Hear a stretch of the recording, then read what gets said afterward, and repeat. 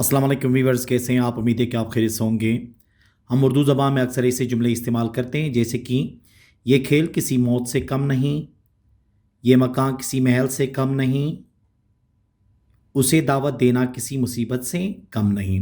तो ऐसे जुमले हम उर्दू ज़बान में उस वक्त इस्तेमाल करते हैं जब हम दो चीज़ों के दरमियान कंपैरिजन कराते हैं या तो मुकाबला कराते हैं, तो उस वक्त ऐसे अल्फाज या ऐसे जुमले हम इस्तेमाल करते हैं।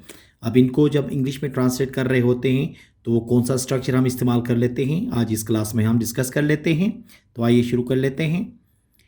देखिए, किसी से कम नहीं कहने के लिए इंग्लिश में नथिंग शॉर्ट ऑफ का इस्तेमाल कर लेते हैं। नथिंग शॉर्ट ऑफ का इस्तेमाल हम कब कर लेंगे? जब हम उर्दू में किसी से कम नहीं के अल्फाज इस्तेमाल करें या ये वाला टर्म जब हम इस्तेमाल कर रहे होते हैं तो अंग्रेज़ी में जब ट्रांसलेट करेंगे तो नथिंग शॉर्ट ऑफ का इस्तेमाल करेंगे। इसका जो स्ट्रक्चर बनेगा कुछ इस तरह से बनेगा। देखें, सबसे पहले सब्जेक्ट, फिर उसके बाद हेल्पिंग वर्ड, फिर नथिंग शॉर्ट ऑफ के बाद ऑब्जेक्ट या अदर वर्ड। ठीक है। अब मिसाल के तौर पे देखें, ये खेल किसी मौत से कम नहीं, ये खेल किसी मौत से कम नहीं। तो इसका जो ट्रांसलेशन होगा इस तरह से होगा। देखें, this game is nothing short of death, this game is nothing short of death. ये मकान किसी महल से कम नहीं, ये मकान किसी महल से कम नहीं। This house is nothing short of palace, this house is nothing short of palace.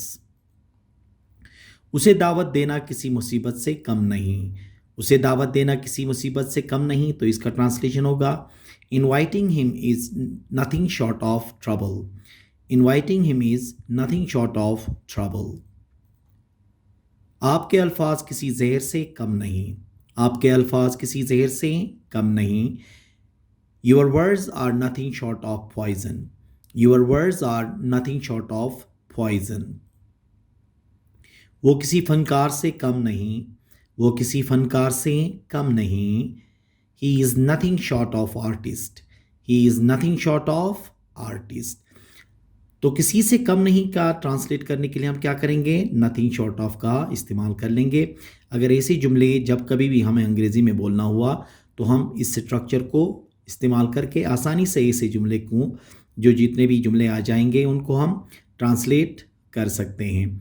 उम्मीद है कि आज का ये लेक्चर आपको पसंद आया होगा। Thank you very much.